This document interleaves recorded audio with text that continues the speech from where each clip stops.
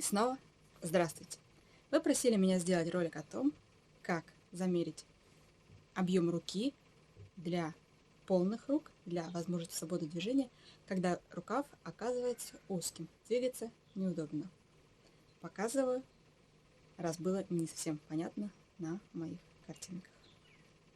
Сначала я покажу вам это дело в платье, без рукавов, чтобы было все очевидно. Хочу обратить внимание на то, что когда тело не совсем жесткое, сухое, и есть некоторые объемные моменты, то не всегда наши контрольные замеры очевидны. Бывает, складочки немножко завышаются, и замерять надо именно между точками примыкания руки к телу. Показываю на себе. Вот рука примыкает, но где это контрольное место? Рука примыкает к телу. Вот это место, откуда начинается объем движения мышцы. Но при этом рука, складочка, немножко завышается. Поэтому надо именно вот место, где начинается раздвижение мышц. На спине обычно это более четко заметно. Вот. Смотрите, насколько увеличивается вот эта мышца, насколько расстояние увеличивается. Вот расстояние, допустим, наша централь руки. Насколько одно. Ставлю вот этот палец, вот у меня расстояние по руке. И когда я отвожу, насколько это расстояние от тела, вот отсюда, оно увеличивается. Естественно, нашего рукава не хватит, если он очень узкий в этом месте. А бывает совсем объемность в этом месте. И ширину рукава, замеренного просто по обхвату руки, если здесь объемность, конечно же, не хватит. Как замерить руку, вы, конечно, понимаете. Показываю на себе, что самая объемная часть руки замеряется на уровне проймы примерно. Ну, вот сколько она есть, столько она есть. Когда мы руку прижимаем, она, конечно, расширяется, но кто из нас вот так вот сильно прям вот руку вжимает руку в тело? Ну, сколько есть, столько есть. Вот 28 с копейкой.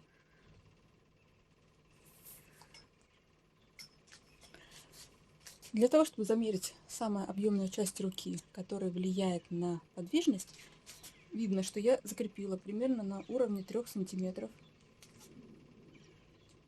То есть под руку я ввела ленту, чтобы она не мешала мне двигаться. То есть это 3 сантиметра полностью ушло под руку. Дальше с 4, начиная, идет объемность. До того момента, где у меня вот получается 21 сантиметр. 21 минус 3 это 18. Когда я захочу поднять руку, я понимаю, что мне этого не сделать. Я отвожу руку, и я понимаю, что вот куда идет эта линия. Линия не остается горизонтальной. Я отвожу руку вверх, увеличиваться начинает сантиметровая лента по длине. Она идет вот сюда, перпендикуляром. Соответственно, когда мы поднимаем руку, ну, естественно, это самое высокое положение. Мы не строим рукав на такую ширину. Это будет очень широкий рукав. В обычных изделиях мы так не строим. Мы заранее даем себе возможность понимать, как мы собираемся в этом изделии двигаться. Если мы просто вот какие-то стандартные бытовые движения совершаем, то нам достаточно, не будем обязательно в виде за поручень браться, либо мы можем взяться за поручень, но изделие приподнимется вместе с нами. Длины, проходящей вот здесь, может не хватить. Поэтому мы заранее должны понимать, для чего мы делаем изделие, из каких тканей, как мы собираемся в них двигаться, какова цель изделия. Возможно, большие активные движения, удлиняющую линию, нам и не нужны. Поэтому надо понимать, когда мы строим рукав, вот эти линии называются контрольные точки. И между ними и должна быть ширина по рукаву. Когда мы надеваем изделие, то естественно, что у нас есть не только ширина рукава. Можно построить ширину рукава не меньше, чем наш объем по руке, для того, чтобы он был не узким. Насколько больше, это уже зависит от изделия. В данном случае у нас обычно имеется не только ширина рукава, но и прибавка к ширине груди и ширине спины. Поэтому во время движения они также участвуют в создании дополнительного объема, позволяющего двигаться. И наша свобода, она закладывается. У меня сантиметров 5, я уже точно не помню, прибавка по груди в данной футболке. Но когда я отвожу руку, например, назад, очевидно, что ширина груди, прибавка к ней, играет роль. Вот здесь свобода по груди. Помогает отодвигать руку без поднятия футболки. То есть у меня линии появляются натянутые, которые означают, что футболка не очень свободно становится. Если я подниму руку вверх, то если бы она не была забрана в брюки, она бы уже поднялась. Но движение еще не пошло вверх. Футболки еще достаточно для того, чтобы я могла поднять руку вверх. То есть вот так спокойно руку я поднимаю за счет просто свободы самого изделия. Пройма здесь практически базовая. Ширина самого рукава, не скажу, чтобы сильно большая, она присутствует. Рукав, в общем-то, классический, не особо футболочный. Немножко есть приспущенность плеча, очевидно это, но не слишком широкий. Вот она, свобода здесь есть по руке, но она не такая уж и большая. То есть особо объемом он не является. За счет того, что есть еще свобода по спине, небольшая, больше по груди, потому что у меня плечи отведены назад, и мне нужно вот здесь основную свободу. Поднимаю руку, вот пошла эта линия. Изначально она находится горизонтально, поднимаю руку, она пошла, эта линия, вверх.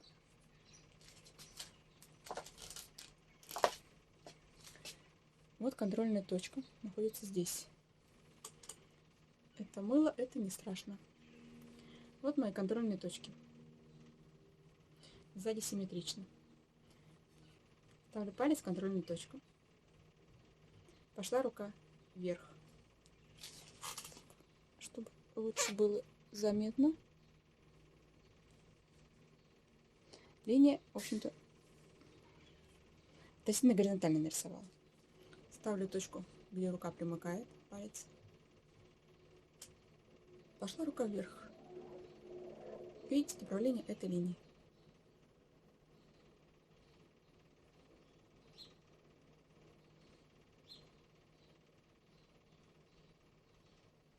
Чем выше рука, тем больше угол данной линии.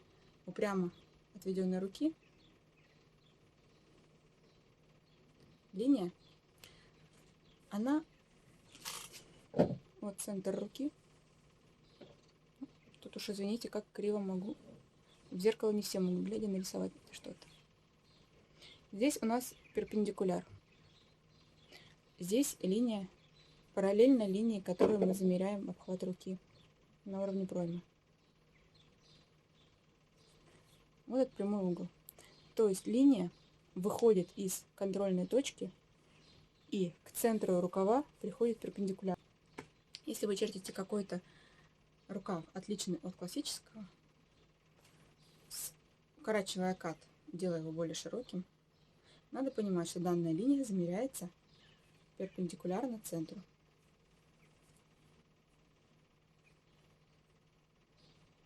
Выходит из контрольной точки, не из центра проймы, который находится под рукой в шве, а именно из контрольной точки, где рука примыкает к телу. Вот это расстояние мы замеряем. Когда мы поднимаем руку, эта линия обозначает ширину рукава. Если вам нужно поднимать до такого уровня, ширины должно быть достаточно, ну, с учетом, конечно, ширины по груди по самому изделию, возможно, чтобы линия приходила перпендикуляром к линии центра рукава.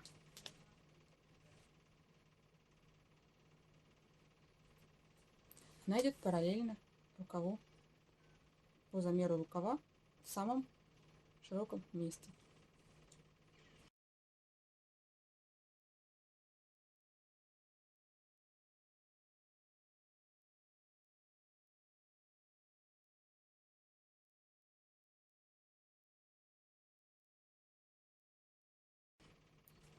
Объяснила, как могла. Надеюсь, стало понятно. До новых встреч!